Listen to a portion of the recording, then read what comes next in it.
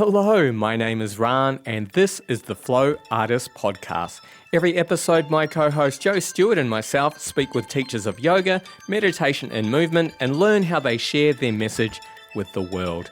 I hope you're having a fantastic day. I'm going pretty well myself, and I have some exciting news to share with you. Over the coming weeks, we'll be partnering with Yoga Australia for some very special episodes. We'll be speaking with some of the former presidents as well as the current president, Leanne Davis, and I am really excited about it. Joe and I are both members ourselves, and quite often we see in social media a lot of people wanting to really understand the benefits of becoming members. So we wanted to ask the folks in charge. And I feel that Yoga Australia has really shaped yoga in this country. So I want to learn what these individuals have done to move yoga forward in Australia. Anyhow, look out for that in a few weeks' time. We've got some great conversations coming up. Now, for today's episode, we are speaking with Ruth Sowter. Ruth is a yoga teacher who now works as a love, sex, and relationships coach.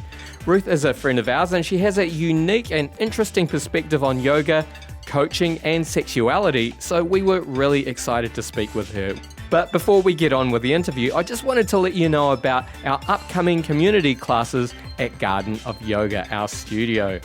These classes start on Thursday, the 25th of July at 6 p.m. Our first guest teacher is Coco Nkrumah, who we had on the podcast a while back.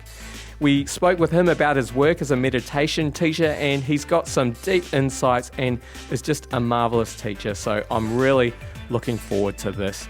You'll need to book online for free, and any donations on the day would be much appreciated. I'll leave a link to that in the show notes on our website, podcast.flowartist.com. All right, that is way too much talking from me. Let's get on to our conversation with Ruth. Thanks so much for coming and speaking with us today, Ruth. It's absolutely fantastic to have you here. Perhaps you could just start by telling us a little bit about your background and where you grew up. Thanks for having me. I'm really excited to join you guys on your podcast. Yeah, I grew up in Tasmania.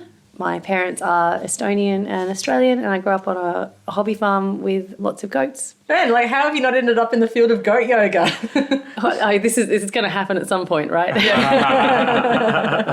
Speaking of yoga, how did you discover yoga? Well, the very first memory I have of yoga was actually my mum doing yoga at a community hall, and I think I must have been such a nightmare for the ladies who were in the class, because all I remember of it is being in a sleeping bag at the back and going, "Look, Mum, I'm a caterpillar." I think while they were doing Shavasana. Perfect timing. Yeah. Adorable. Yeah, hopefully. After that, I didn't do yoga. I obviously didn't keep going to classes with my mum, so I picked it up again in my early 20s.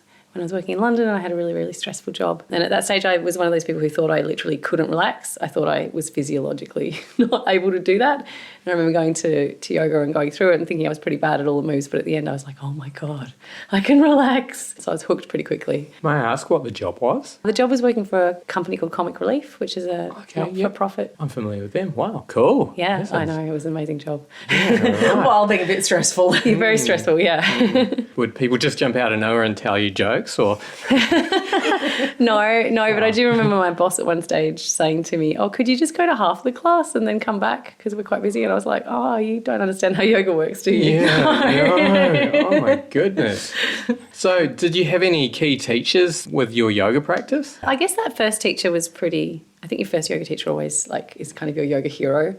I know, some people are like, I don't even remember my first teacher. Oh, no. Yeah, no, I definitely remember Danny, her name was. And honestly, I've had so many amazing yoga teachers, especially when I was doing my teacher training. Quite a few people that you guys have interviewed, I think. You've interviewed Kay, Tribe, Andrew Monaeus was amazing, Lee Baskey. Like, really, if I started listing them, I'd have to list every single person on that course. And then And did you guys do your training together? Is that right? Same course, different years. Oh, yeah. Right. Me and Ruth met working in organic fruit and veg shop. Oh, right. Yeah, we actually got banned from talking about yoga because... Well, we can make up for that now. Yeah. And also, like, even worse than that, banned from eating on the job. Yeah. Tough times. Yeah, no snacks and no yoga talk. Now you work in coaching. What prompted the move from yoga into coaching? I think in a way, for me, coaching feels like yoga in a way. And in a way, it feels more like what I understand the origins of yoga to be, where you worked one-on-one with somebody to gain wisdom. I think of coaching as part of my yoga practice, if that makes any sense. And this is a fairly recent thing because I didn't really realise until I talked to a lot of coaches who don't have a yoga background how influential the yoga philosophy has been on how I do things. And for me, like, I think of the origins of yoga or my understanding of them as being like a one-on-one practice where you worked with a guru and you kind of understood things about yourself and you kind of cleared through to find freedom and bliss and all of those sorts of things. And I really feel like that is what coaching does in the style that I do it. And because the coaching that I do is Tantra-based coaching as well. And I mean, Tantra literally comes from the same origins as yoga. So I felt like I'd taken a big sidestep when I moved into coaching. And then the more I thought about it, I was like, oh, you're still on the same path, Ruth. You've almost kind of honed in even more. And so you've given us a little bit of an insight, but are there any other aspects of your yoga practice that you use in your work today? All of it, I think. The ability to be present with people, the ability to hold space, I think came from yoga. The yoga teaches you to really slow down and to really observe and witness what's happening. And I think that's in some ways one of the most important attributes that like a coach can have. And in lots of ways that I'm sure I don't even know anymore because, yeah, as I say, like I didn't really realise until I talked to other coaches how much the yoga philosophy is like just so ingrained in me that I couldn't even separate which are the yoga bits and which aren't anymore. I can imagine as well, I know as a teacher, anytime I have a real plan of what I want to do in the session, it won't work out. Like someone will come in with a sore wrist, someone else will be pregnant, like there'll be a whole lot of other reasons why I kind of change direction mid-course. And I imagine that ability which you would have honed as a yoga teacher would serve you really well as a coach as well, like being really present with that person and rather than having your agenda, like... Definitely, yeah, definitely. And being able to pick up on the energy that they say something because I'll always do a check-in with people at the start and like 3 celebrations because it's always nice to start with the things that are working. And very often the energy of their voice will be like, oh, okay, so I thought we might go in this direction, but this week it really feels like this needs attention. Totally like a yoga teacher.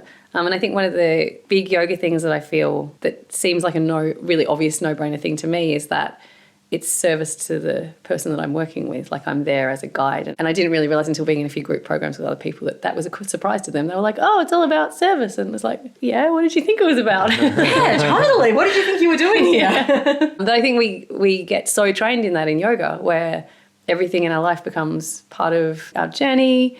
And we think in terms of service and we think in terms of the origins of what we're doing. So an example being food, we think about, was this food prepared with love? Did it come from an ethical source? All of that sort of stuff. That's what I mean. And it's just so ingrained as a perspective on life that it feels like this is just another aspect of yoga, really. Though in a yoga class, it's not a rigid structure, but I guess we'll always ease into it with, something to warm up and kind of center ourselves and then maybe build in physical intensity and then maybe go a little deeper in some of those stretches or add in some things that require that more honed level of concentration and then finish with a relaxation and a meditation.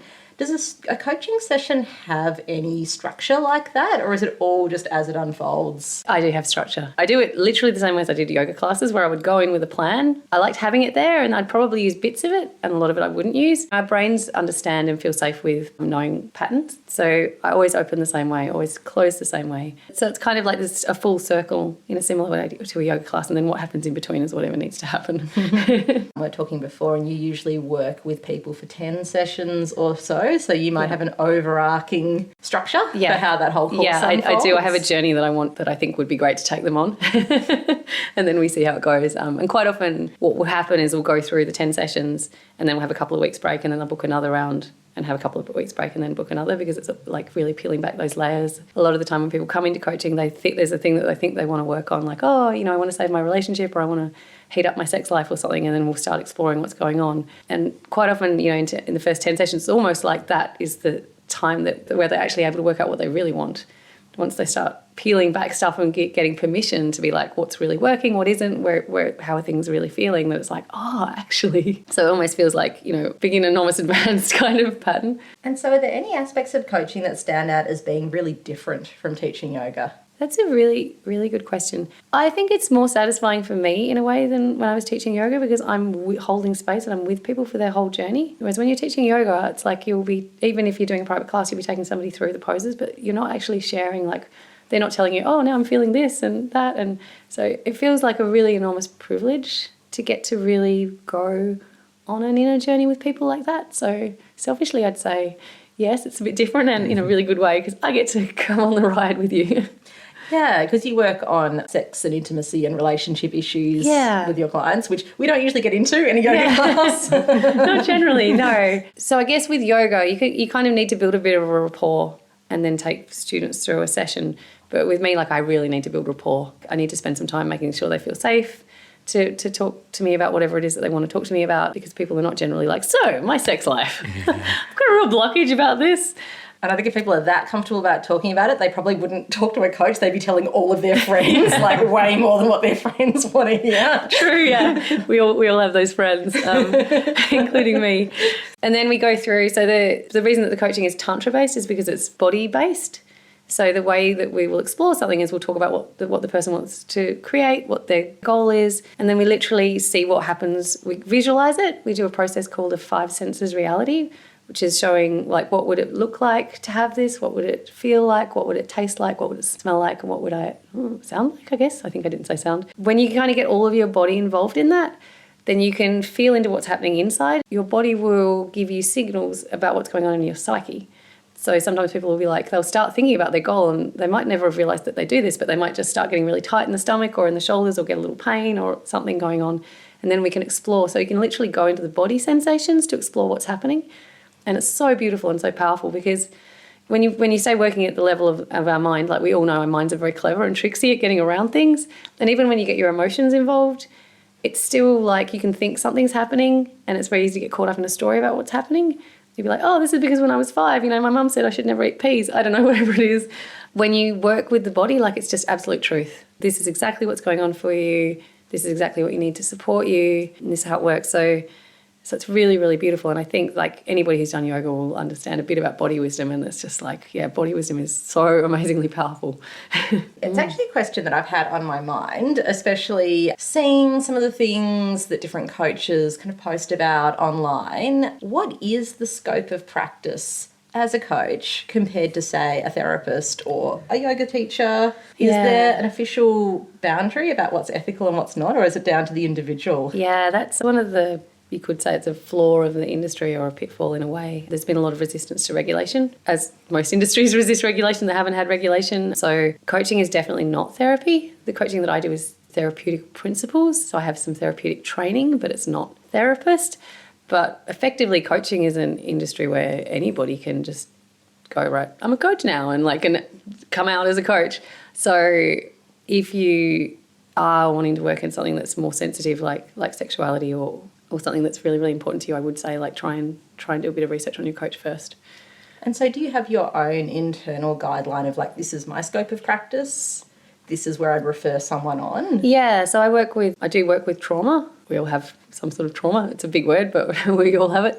But if I ever get a sense that somebody has got trauma, that they need a trauma specialist, I'll refer them on straight away. For example, I worked with a lady. She turned out on a discovery call, she was in a domestic violence situation. She had a few other things going on, a brain injury, and it was like, I couldn't be confident that my trying to help her was going to actually help, because there is a real thing with trauma where if you aren't super aware of it, it's possible to re-traumatise or to make something worse. So I take that very, very seriously. And I so my coaching certification was a 600-hour training, and we were very, very rigorously trained in, you are not a trauma specialist. Like, don't try and wade in there and think you can rescue people outside of your realm. It doesn't happen very often, but yeah, definitely. Yeah, which is part of the reason, like, yeah, you want to be a bit careful about who you work with. And that is a decent amount of time training, I feel. Like, I understand there are some coaching courses that are, I don't know, maybe a weekend or a few weekends of that. So, yeah, that sounds quite reputable. Plus, you've done a lot of other training as well, right? Yeah. I think that's something you notice as a yoga teacher as well. You can really pick an experienced yoga teacher after it doesn't take that long. 600 hours, it was very, very rigorous. The goal was to take us massively deeper into the work than we will ever take a client. So because there's a real energetic transference is a very powerful thing in a coaching session. So if I'm telling somebody, oh, you're totally safe to do this, like, just, feel self-love and blah, blah, blah, but I haven't actually gone there myself, then energetically, even if they feel like they're understanding it and they're doing it, energetically they're going to pick up the truth from me, which is that I haven't. And so it's not very helpful. So No, I think that is really helpful. And I think it is that same, like sometimes you can go into a teacher's class and they won't say much, but so much is transmitted through those few well-chosen words or just through their presence and their energy. Definitely. They'll say some little throwaway comment and you'll be like, oh my God, yes. So I guess that leads us into another question, because it's such an industry that's just grown so quickly, and I see so many different coaches from so many different fields online. And if you were thinking that there was an aspect in your life that you needed help with, like, what is your advice for people coach shopping? And what are some of the red flags to look out for? And some of the things that are like real positives to take away from that person's way that they present themselves? Authenticity and integrity are the big ones for me. Like, if I can see anybody sharing outrageously great results within a short amount of time, it's a red flag, because even if they have achieved those results, they're suggesting that is easily replicatable with a lot of people. It's a red flag, because basically we all know that's not the case. Yeah, I think just following someone for a little while, just getting a bit of a gist of who they really are. If everything looks sort of super photoshopped, they're very slick, the promises are huge, and doing a little bit of background research as well. There's a lot of different coaching. Like, if you want to do like general life coaching, it's probably not that critical that you get somebody with a stack of training, because you could just get somebody with some life experience and a great rapport who's an amazing coach for you. If you want to it's a little bit like if you want a yoga therapist. If you want to coach in relationships and sexuality, like, do get someone with training, because the person that's been a big enthusiast and had a lot of life experience and maybe even done some workshops, like, it's just not the same as actually being trained how to support other people. And it's like if you go into a yoga class, I think of it the same way. You go into a yoga class at a gym sometimes and they'll be like, right, everyone headstand. And they haven't asked if anybody's got any neck injuries. And you can see there's a couple of people that are already very flushed in the face and you're just like, oh my God, look away. Same thing in coaching. Like, if you're going to be doing any headstands, make sure you know how to get guided into that safely. It's actually been really interesting as well. I've had people who I've known in the yoga world 1 week messaging me saying, oh yeah, I'm really struggling for work at the moment, like, pass on anything that you hear about. And then like maybe a month later emailing me back saying, oh, I'm now working as a yoga business coach, like, come work with me, I can give you some financial advice. You're like, wait, what? Yeah, there's so much of that, and there's so many coaches trying to coach other people to do what they couldn't do, and also a lot of coaches, this is a harsh truth, there's a lot of coaches using coaching as their own therapy for exactly that thing. They're like, oh, I've been through a lot of stuff, I'm really passionate about it, so now I should help other people with it. And it's like, oh, there's a really big leap between I've been through a lot of stuff and now I should start helping other people. It's a little bit scary. Abundance mentality, let's discuss. Abundance mentality. Really, really important. Really, really important. So I've been coaching full-time for a year now. So coaching before that, but as a full-time business. And abundance mentality can be challenging at times, because I don't get a paycheck every week anymore. I don't get a paycheck every month. And it can seem when you're online, just like every person and their cat is now a coach, and every person and their cat is saying that they do very similar things. And it's such a fickle world as well. It's very fashion-based, something that everyone was into 3 months ago. Everyone's over it now and they're all about this. So it can feel like it's kind of, there's just a lot of fish in a pond all chasing down the same thing. But it's also just a crazy, crazy way of thinking. Like, I think abundance mentality is almost coming back to the truth that, like, we live in an abundant universe. There's a lot of air, there's a lot of food, there's so many people in the world. Like, most of us don't need to attract 2 billion of them. We only need like however many people. So mindset work has been a really big thing that I've been doing over the last couple of years, like just journaling every morning, abundance meditations and that kind of thing, and that's helped a lot. Because there is that dark side to it as well, that like, oh, if you're not succeeding, it's just because you're not putting the right energy out there. Yeah, there's some pretty cruel stuff that's pushed around in the self-development world, I think. And I think it's always going to be a bit of a balancing act. Like, one of the things that this is yoga as well, but one of the things that I always say to clients when they come to work with me is, I'm not viewing you as broken or damaged or having a problem. I'm viewing you as already perfect and whole, and we're just finding some ways to make your life flow more in the way that you want. Yeah, because I think there can be that perpetual up-leveling. If there's a problem, it must be there's people have picked up on a lot of esoteric ideas, like your inner world is a reflection of your outer world. People have picked up on a lot of that and kind of misused it a bit.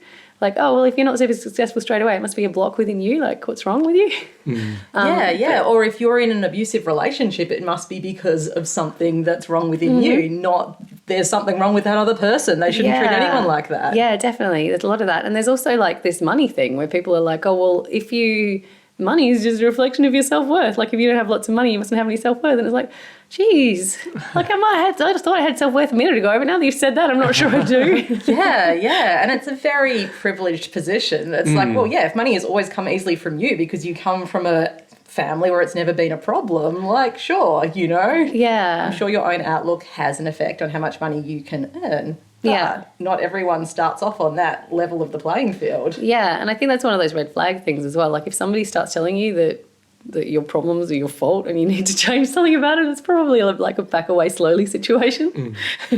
We've touched on a bit of this stuff and you're pretty outspoken about the coaching world online, which is actually one of the reasons why we wanted to talk to you, because I think you've got a lot of really interesting things to say that I just hadn't noticed. What are some of the subtle things that you do notice in the coaching world online that other people may not be aware of? I guess I'm very in the world, so I see a lot of the fashion of what people are saying come through. So somebody will come out and they'll be like, oh, it turns out that your relationship with your sexuality is just the same as your relationship with your money. And when the first person that comes out with that, it's like it's quite fresh and new. And then I'll see like a big wave of it come out. And I'll see a lot of people just start saying the same thing basically. And then but that's very much the world that I'm in. So I'll see that then somebody will say that in the street and people will be like, wow, that's amazing. And it's like, oh, it's like literally almost copying a meme or something in the coaching world right now. Well, something you've mentioned to me actually is how people subtly coach you in their comments on your posts. Yeah. Yep. Oh, God. Yes. I've done a few posts about don't give people advice that haven't asked for advice, because I'll quite often put out things that I could say I know the answer to. I put out things that provoke thought in people, and then it might be a comment that a client gave me, or it might be just a statement, and then people will come back and they'll in the comments and they'll kind of try and coach me on it, and they'll point me in the direction of some books I should read and stuff, and it's like, yeah, thanks. I really wasn't asking for that, but yep. Actually, I've had an almost similar experience lately online. I did a couple of posts about arguments online, and people just seem to be drawn to like sharing their opinion or, you know, as being right about a certain thing. It's sort of really interesting. Even something that I posted as a joke became an object of like heated. Ryan's post about the Oxford comma. Like how many comments are there up to? Like 80? Yeah, something like that. Yeah, I nearly jumped on that one myself. I was like, yes, I love an Oxford comma. But yeah, I don't know. I just see a bit of a parallel there. Yeah. I mean, the online world, I have to really ration my time on it as well, because there's so much stuff that people are putting on there about sex and relationships that is just horrifying to see. There's a couple of people at the moment in one of the groups that I'm in really pitching women like how they can learn how to use their superpowers basically to control men in those words, like literally. And of course there's a lot of people who are like, wow, I've always felt like I'm on the back foot. How do I do this? And it's like, it's so negative. So really, you know, remembering that everybody online, it's just like you're in a mall or something. Like they're not necessarily all spreaders of truth and wisdom by any means, and not all of the quotes and posts that you read are worth following. It's definitely something that we both struggle with at times, and it's just the reality of being a yoga teacher, and I'm sure the reality of being a coach today. You do have to put in a certain amount of time online to reach new people. Is there anything that really works for you, or any advice for other people who do struggle with putting themselves out there that you want to share? Do your mindset work before you go online. The mindset work that I do is like, I imagine myself as I'm already in my business exactly where I want to be. And then I'll write like, now that I'm this person, I show up like this, I act like this is how I do my business. And then when I do that for a few pages, then I can get online and really be in the energy that I want to be in, get on, do my thing, and then get off. Because it's so easy to spend all your time on there and like watch how many comments you've got and how many likes, or see a post like I do where you're like, how could you be saying that to people? And I don't want to be that person that wades in and gets into these arguments online and it's like, I'm a coach, I know all about this. Like, my God. So I think getting yourself in the right headspace and definitely time boxing it. I guess as well, like there's a bit of a challenge between showing up how you want to be online, but also feeling like you're being authentic. So what would your advice be to people who just feel like they're being, like, it's just hard to show their authentic selves? Yeah, I think it's so weird, the psychology around this, because I think it isn't, but we feel like it is. And we make it weird. And I definitely did this so much when I first started. And I mean, I still do it if I'm not consciously making sure that I don't. I just get a bit weird online. I'll be like, oh, what do people want to hear? they want to see me doing this aspirational thing. And it's like, I would never, if I ran into you in the street, I'd never be like, so here's my aspirational news. Like, I would be like, so it's finding that blend of like, what is real? What do I really talk about? Who really am I? But pulling back a bit as well, because you do see people who are like, they'll do a live stream and they'll be crying because they had a fight with somebody or something. And it's like, you don't have to put everything on there. But we do make it harder for ourselves by thinking it's hard to be authentic. Like, it's not. You are you. How do you speak? What stories do you share with people? And if you're really, really stuck, if you're a yoga teacher or a coach, don't share stuff about yourself. Be like, this is what happened in the yoga class today. That's true. That's real. That's what people want to know that. If they're going to work with you, they want to know, oh, well, we did this class and somebody said this on the way out or whatever it is. That's this is a shoulder sequence you can do at your desk. Yeah, like amazing. You don't have to, like, we feel like we have to make something up. And actually, we don't. We're already doing the thing. So with the stuff you do post online, do you try and encourage discussion or not? Or do you feel you might get some of that negative feedback? Yeah, so I haven't had many haters and that's been really good. I haven't had much negative engagement at all, which is really surprising especially considering some of the stuff that I share about. I'm quite surprised that has been the case. I do sort of try and encourage discussion, but I think I'm a very harmonious, diplomatic type of person. So I think I don't tend to post things where everyone's like, ah! And I'm actually learning to get better and better at that, because that, social media is actually, for it to be effective for a business, you actually have to engage with people. So you can't be just like posting, oh, here's me doing this amazing thing. Like, you actually want to be having literally conversations and getting interactions and things. So I'm a bit hit and miss with that. I think often that's because I'm not communicating simply enough, because my background is journalism, so I tend to write War and Peace about everything and bring it back to that simplicity. And that ties into the authenticity thing as well, because sometimes some of the best posts I've done have been like tiny little snippets that almost I wouldn't have thought were worth posting. But I forget that not everyone knows all the stuff that I know. And so a little snippet for them can be like, wow, really? That's possible? And I guess as well, if that little snippet was in like a 300-word paragraph. It gets missed. Yeah. Yeah, I feel like I've done a lot of those. I probably should go back and dig them out. Oh, and I wanted to say something else about being able to feel safe to be authentic and be seen online as well, because I think a lot of us get really scared. And I mean, that's totally valid, because evolutionarily, like, if we did something that made us stand out, there was a risk we were going to get rejected by the tribe. So the fear is real. Like, we have a nervous system fear. I might get ostracized if I look like a dick online. Hopefully you don't mind a tiny bit of swearing in your podcast. No. Oh, no, we've had much sweary yoga teachers. Excellent. So I say, like, the mindset work, and then, like, literally grounding and soothing your nervous system a lot, because putting yourself out there online, putting yourself out there in a business, it feels terrifying. And I think that throws us into that, oh, it's terrifying, therefore I need to put on this act, therefore it needs to be perfect, therefore everything that I need to, like, be super successful within 6 months, blah, blah, blah. And it's like getting yourself in the right frame of mind, doing the thing, and then grounding yourself, going for a walk in nature, like doing a meditation, like calming down, so that literally your body learns, hey, you know what, it's safe to do this, it's safe, I actually enjoy it. And then you can set up the positive patterns around it and stop some of the freak out. I think I'm the opposite. I think I'm a bit too dumb to feel the fear. And then I'll post something and then be, oh, maybe I shouldn't have posted that. Oh, I love that. I don't know if you would if you were in my shoes. Hello, Ran here, just popping back in to talk about our Patreon page. Patreon is just a way where you can support our podcast from as little as $1 a month. Higher tiers get great benefits such as shout-outs on the podcast or access to extra content. And speaking of which, I've just uploaded a video with Amy Bauer, who came on the podcast a little while ago, where she demonstrates a simple NLP technique that you can use to quickly enter a flow state. It's a great clip. She is a natural in front of the camera, so go and have a look. Now, we also use the funds to transcribe our favourite episodes so they can be accessed by the hearing impaired. If you would like to learn more, just go to our website at podcast.flowartist.com. Now, if you'd rather not help us out financially, you can always like, share, or subscribe to the podcast. It really helps spread the word. All right, let's get back to the conversation with Ruth.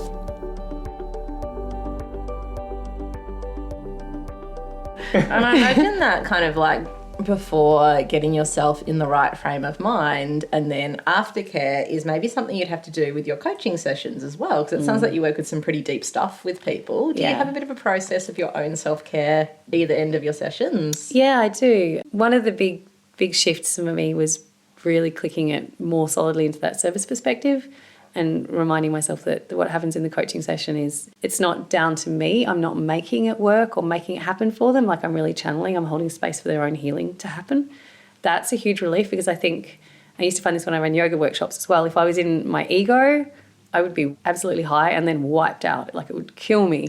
But when I could step into that space of like, I'm creating this, I'm channeling something else, this is not all about me, this is holding space for them, then it would really be different with my energy. So I don't find I tend to get super drained, but yeah, quite often big stuff comes up when you start looking at people's sexual trauma. And there'll be a session and it doesn't feel super draining at the end, but can kind of get a bit of sort of energetic residue, if you like. So I have practices, and one of the things that I do, and I teach this to my clients as well, is like shaking, which is literally just like shaking for 2 to 5 minutes, doing something, going for a walk, and really getting into that practice of celebrating. Like what were 3 things that worked really, really well about that session?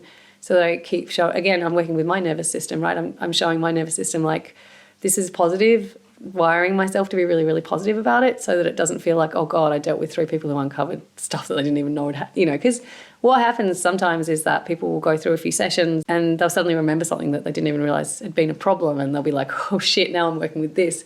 And that is actually a breakthrough, because that's something that their system had repressed before and didn't feel safe to come out. So when it comes out, it feels like, but it's actually amazing. But if I have 3 of those in a day, then it can be like, what is happening in my life? So yeah, being able to practice that, aftercare, to use a yoga and kink term all in one.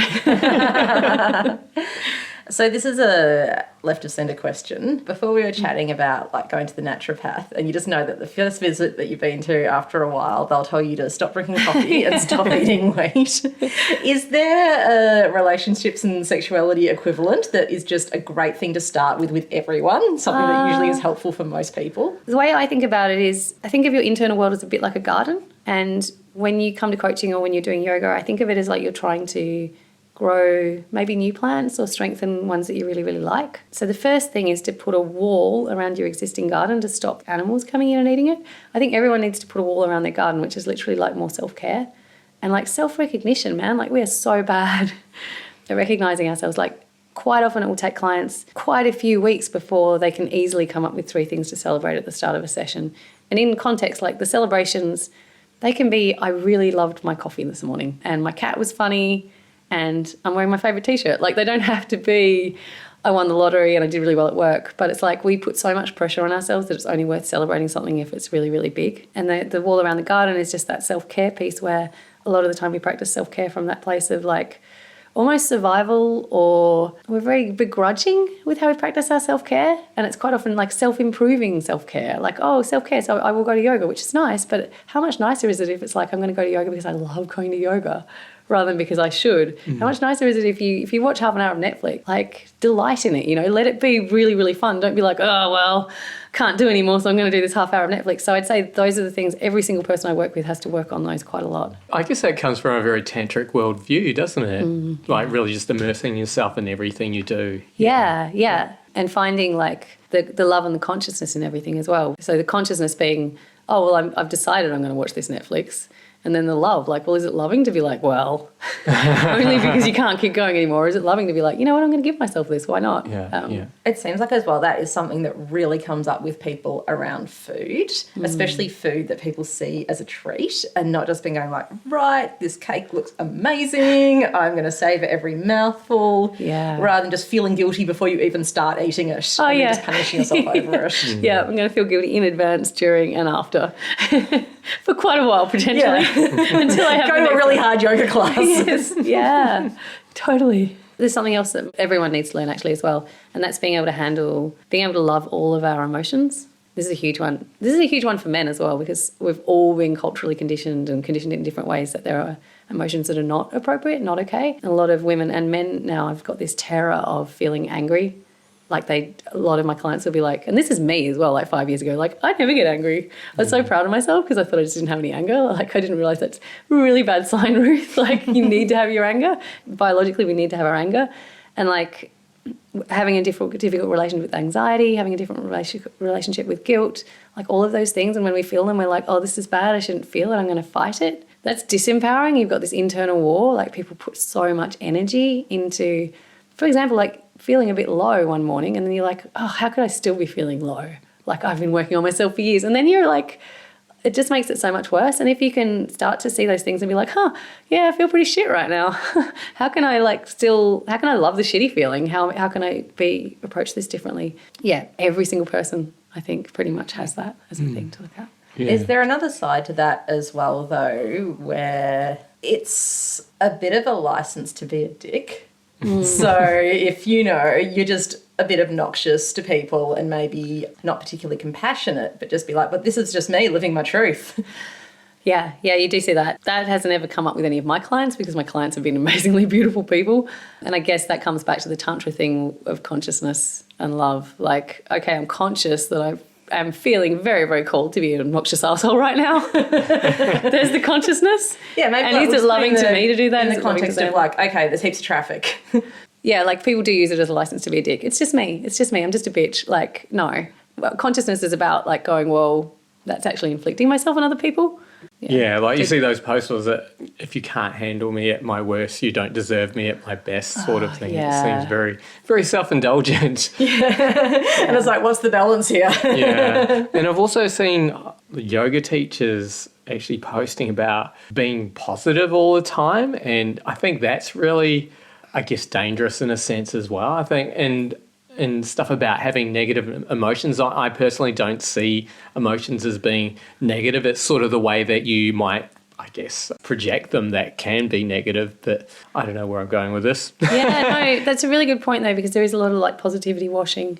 There's two extremes. There's the people that will only ever say things that are positive and they'll be like, oh, high vibe only, everyone, high vibe only, which is like, oh, fuck off. And then there's the people who are like, here's my trauma from today. And it's like, wow, like the ability to be able to hold both of those things without feeling your emotions isn't about indulging your emotions, right? That's where people go wrong. They're like, I'm angry, therefore I should scream. And it's like, maybe you should go out and scream yourself, but like you don't have to make a big story about it and indulge it any more than you have to repress it. It's like finding that sweet balance in between. And I guess as well, often when you do have a really massive outburst is when you weren't conscious earlier on, where you're like, okay, I'm a bit agitated today, like I'm going to notice that. Yes. And, it's nothing to do with the person at the cafe or in traffic. Like, Yeah, and that happens with everyone. I see that with coaching couples is one of the funniest ones. I'd say funny, I don't know. There's a lot of laughter in my coaching sessions. Like they find it funny too. But every single session, the first time we do something that we'll just be going through, I just take them through a clarity process that usually feels a bit redundant because usually if they're working with me, they're pretty committed to each other. So we just go through, do you feel safe? Do you feel accepted by your partner? Blah, blah, blah. Nearly always there'll be a couple of things where one of them will say something and the other one will be like, what? Because there are things that we just don't ever talk about. So it's similar to repressing emotions in relationships because we're so invested in making them work. Because this is the person we care about most in the world, right? We don't want to do anything to make them feel bad or threaten things. But when we do that, we kind of suffocate things because there's stuff that we haven't said. And then we're not completely being ourselves. And then you kind of end up in this weird sort of happy but like not completely free space together. And like a couple that I had the other day, I posted about this because it's so funny because they were talking about what their desires are, and he was like, oh, sometimes I want to be a bit spontaneous, like a bit naughty, and she was just like, oh, naughty.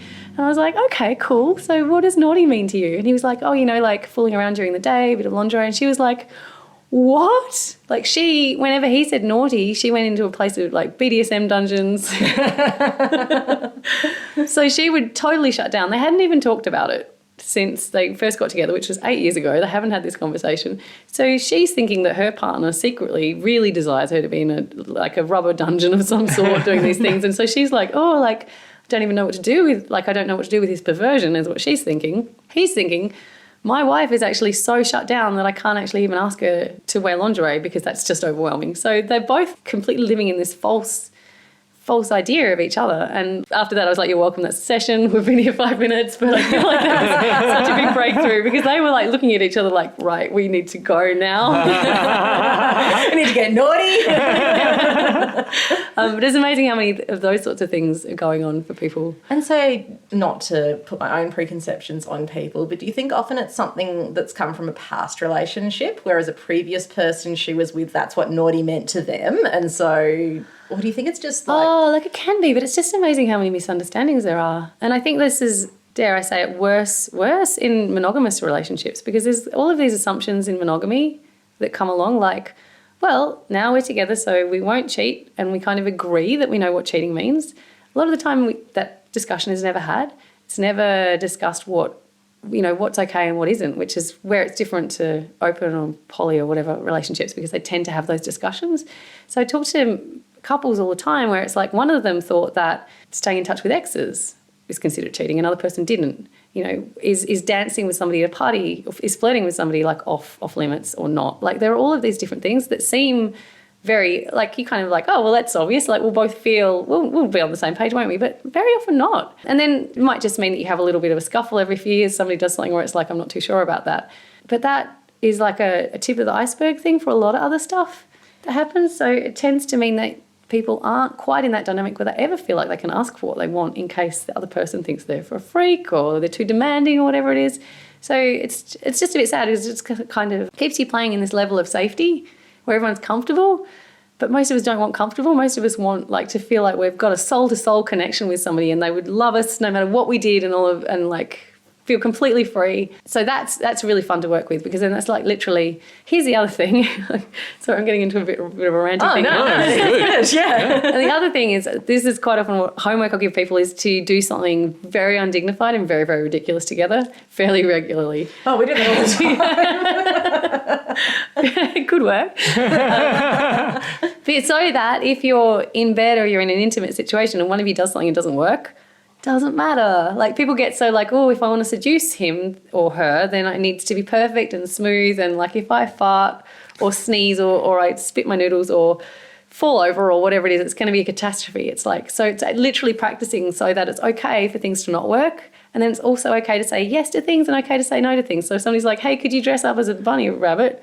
You can be like, hell no. Like, but it's styles or sexy styles? Any style. So it's safe for both. And actually like literally practicing that, because most of us haven't had any practice saying no, haven't had any practice actually being able to articulate, actually, you know what, I don't want to do that, but I'd be very happy to do this. I don't want to give you a 3-hour massage tonight. I'm really tired, but I'll give you a 10-minute foot massage, So it's really, really amazing doing that, because you can just see like so much more freedom and liberation and intimacy coming in straight away. And I guess as well, like just purposefully doing something ridiculous together, like that's when you kind of have adventures. It really is though, yeah. I haven't done it for quite a while actually, but my partner and I will do it, and I hate it every time. I hate it so much. I'm not good at it. I still have enough nervous system resistance to be like, I don't want to, that's terrifying. I don't want to be undignified. He'll like challenge me to like run around, like run outside the yard that all the neighbours' houses look down on naked or something, come back in, and then I'll challenge him to like cover himself in yogurt and do the same thing. And I like how you up the stakes. So, well, if you're already comfortable with naked, I think you should add some yogurt. He's actually very, very hard to embarrass, so you have to try pretty hard. There's actually a practice that I do where you do that, and this is the bit this is the killer, you then kind of pretend to be an animal for a little while together. And you can change animal, but you have to stay as an animal for a while, and it is so ridiculous. It starts off being really ridiculous, but it really actually connects you to like childish side and also kind of a primal side of you where you like might be growling or squawking or whatever it is. I want to do this, like I'm doing chicken wings with my arms. I love how you do like a really sexy animal. Yeah, like it doesn't have to be a sexy animal. Yeah. But it's ridiculous that we have sexy animals. Yeah. So I was just thinking about our sexy cat, Meow. Wow. Yeah, our cat's got a really whiny meow, and so we're just like, oh, what if he had a really sexy meow, like really bassy, and just like, wow. We'd feed him more often. Yeah. He's out there listening. He's going to be like, oh, that's the trick. He's a really good-looking cat, but he's just got such an annoying whiny meow. It's really funny. Have you seen those memes with the cat where they'll put another voice over the cat and the cat will go, meow? Yeah. He needs that, definitely. Yeah. Anyway, but we digress. Yeah. You might have already touched on this, but what do you love most about coaching? I think getting the moment in a session where like somebody's eyes light up and you can see that just this huge space of possibilities opened up for them. I think that would be one of them.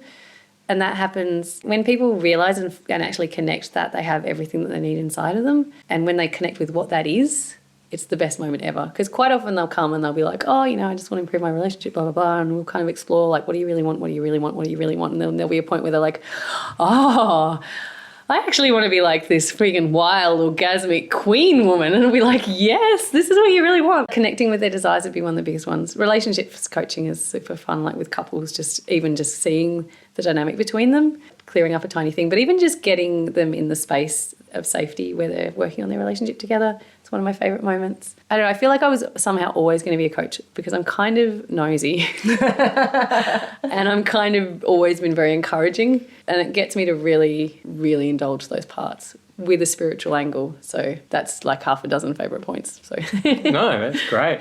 And so what do you think are the biggest challenges in coaching or that you've found? I'd say one of the challenges is communicating what coaching actually is to people, because it's such a big unregulated industry, as we've just been talking about, and people will catch on to buzzwords. So if I use a word that's sort of worked for me online last week, 3 people will be saying they did the same thing this week, and it's very hard for people to differentiate or to even know what that means. So like I talk about body wisdom, and everyone's like, oh yeah, I know about body wisdom. Well, you don't, but I'm not going to argue. It's not my job to go out and argue with everyone about what their understanding of things is. So I think a lot of people miss out on it because they're not sure what it is. They get a taste or two of some different types that aren't the same. It's a little bit like people going to the wrong yoga class and going, oh, it's not for me. It's like such a shame because you know that there probably is something that would benefit them so hugely. But it feels even more kind of acute with coaching because there's so many people out there just stuck in patterns that they're not getting what they want. They're miserable.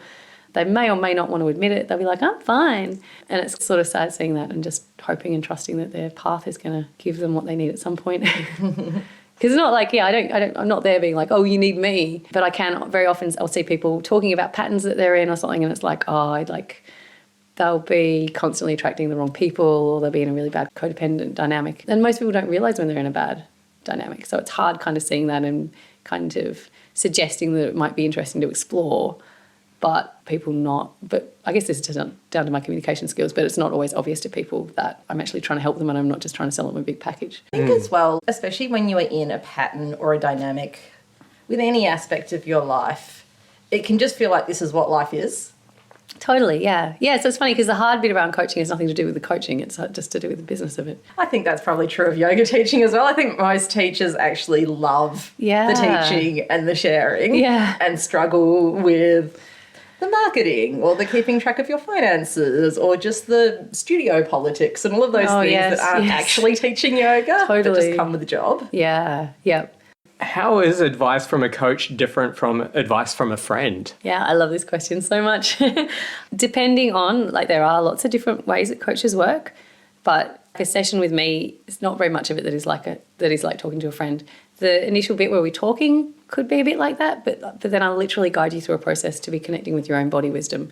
Whereas, like, if you come and tell me that you've just, you've had a trauma or you're desiring something or other, we might talk about it and workshop it, but I'm not going to be like, so where do you feel that? And give it a voice and, like, go through all of that. So it's really radically, radically different. Because I think that can be, I know I've thought this, where it's like, oh, is it a symptom of our modern times that now we need like a professional coach person to help us with issues with our life, whereas maybe in the past we just would have talked to our friends about it? Totally.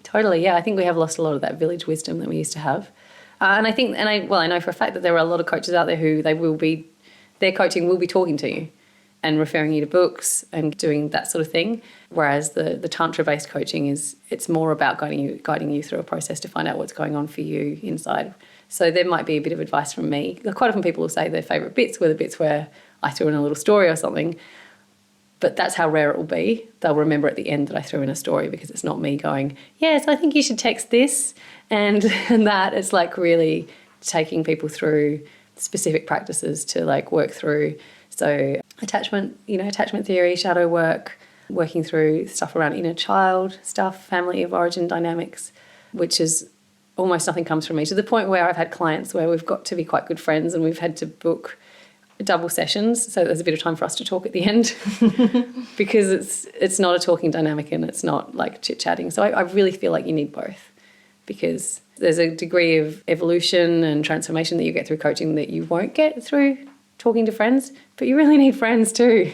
And like, who wants to have only deep and meaningful conversations? Like, you need somebody who's going to be like, yeah, he's a bastard or whatever it is. And I guess as well, as part of the training that you've done, you have done that inner work on yourself as well and maybe explored your own biases because we all have them. And if you're talking to a friend, it's unfiltered. So the advice they'll give you is based on either what's worked for them in their life or, you know, their own kind of feelings towards the other person in the situation. All of these other things that you would consciously take out of the equation or just be aware of if you were a coach rather than just a mate. Yeah, definitely. Although I will say coaching, I think, has definitely made me a much better friend, because in the past when people were going through things, I didn't really know how to help them.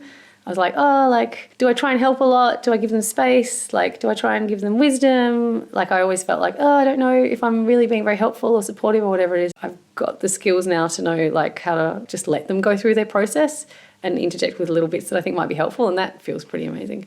One of my friends is dating at the moment, and she was doing that thing where she'd been on 3 dates with somebody and decided she didn't want to see him again. She was like, I feel so mean calling it off, like blah, blah, blah. I was just, be kind, not nice, because what nice is saying what you think he wants to hear. Being kind is letting him go and actually find somebody that wants to be with him. So it feels pretty good because I kind of got the stuff to just fire off to people now. I'm a pretty good friend in that way. But I also don't feel like I'm ever too much or not enough. I've got another question about relationships and dating now, because when I was out and about meeting people, like, there was no Tinder and there was no, I think there might have been like Match.com or something, but there definitely wasn't an app where you could just scroll through people and decide or reject. So I'd love your point of view on how it's just changed relationship dynamics now that you can kind of go shopping for people. Yeah, I think it has. And I actually think people get really freaked out about it and you hear them be like, it's the worst thing that ever happened to dating. I actually think it's quite a positive thing in a lot of ways. Yeah, that people definitely get into dynamics where they get addicted to the matches and they're using it for just to make themselves feel good. I mean, I'd be lying if I said I'd never got home late at night and been like, I had a terrible night, I'm just going to get a couple of matches to make myself feel better before I go to bed. Like, really, Ruth? But I think that's definitely a thing. But a lot of the people that I met online with the current dating world and with the Me Too movement as well, like, a lot of guys that I met online are like, I would never ask somebody out face to face these days. Like, what if they say I'm a creep? What if it wrecks our friendship? Like, it's just, I literally won't do it. And people who are wanting to explore like non-traditional dynamics as well, like maybe all sorts of non-traditional dynamics, they can just put that online and be honest about it. Like, you don't have to have an awkward conversation. It's like, it's in my profile. This is what I'm into. Yeah. So I think it's actually quite good. I think it's just about managing your expectations and like being positive about it. Because if you assume that dating apps are like the end of civilization and people are never going to be able to commit to each other and this is just how it is now. That's your profile text. Well, you laugh, but some of them are not that different. Yeah, because there's a whole school of people out there that are thinking that dating apps are the end of civilization and sex robots are going to be where it's at and nobody's ever going to connect with anybody else anymore and all of that stuff. Like, yeah, you can look at the world like that, the same way as you can look at it as like, how much more has it warmed up today? Like, how bad is politics? Or you can just be like, well, this is just how it is now. We do everything else online. It's not that different to being in a bar either. People will also be like, it's so superficial. It's like, it's not superficial to pick up somebody that you think is cute at a bar then. Like, it's not really that different. So I think overall probably positive thing. I guess that takes us to the end of our questions. We have one more. We have our ultimate question. Ultimate question. All right, so if you could distill everything that you've learned and everything that you share and teach down into one key essence, what do you think that one thing would be? Yeah, I was looking at that. That's like a really hard question. It's like a one-liner from my entire life experience. I think it would be something like, trust yourself. No, that's a good one. Yeah, it's great. I think that would be it. I was thinking about that before we did this and I was like, and I just keep coming back to it. It's like, if you can trust yourself, you're going to be okay. Well, thank you so much. Thanks for being with us and sharing your wisdom with us. So, thanks. Oh, no, thanks. It's heaps of fun. And that was our episode. I hope you enjoyed it. As I mentioned at the start, Ruth has a lot of interesting insights on the yoga and coaching worlds, and I really enjoyed the conversation. If you've got any feedback, we'd really love to hear from you. You can join our Facebook group, the Flow Artist Podcast Community, or reach us on our website, podcast.flowartist.com. All right, for our next episode, we are speaking with Donna Noble. Donna Noble is a yoga teacher from the UK who specialises in accessible yoga, body positive yoga, and more. It's a wonderful conversation, and I can't wait to share it with you. As always, our theme song is Baby Robots by Ghost Soul and is used with permission. Get his music from ghostsoul.bandcamp.com. This episode was recorded on the land of the Wurundjeri people of the Kulin Nation. We are merely guests here and we honour them as the true custodians of the land. Thank you so much for listening. We really appreciate you spending your valuable time with us. Aroha nui, big, big love.